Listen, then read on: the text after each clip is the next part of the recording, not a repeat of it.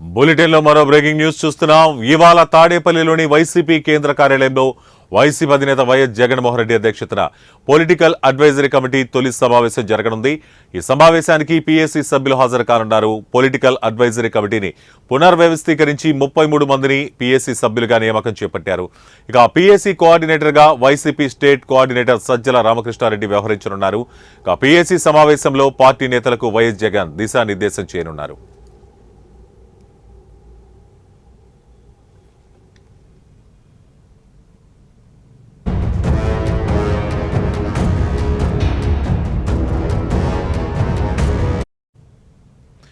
ఇవాళ తాడేపల్లిలోని వైసీపీ కేంద్ర కార్యాలయంలో వైసీపీ అధినేత వైఎస్ జగన్మోహన్ రెడ్డి అధ్యక్షతన పొలిటికల్ అడ్వైజరీ కమిటీ తొలి సమావేశం జరగనుంది.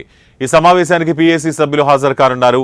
పొలిటికల్ అడ్వైజరీ కమిటీని పునర్వ్యవస్థీకరించి 33 మందిని పీఏసీ సభ్యులుగా నియామకం చేపట్టారు.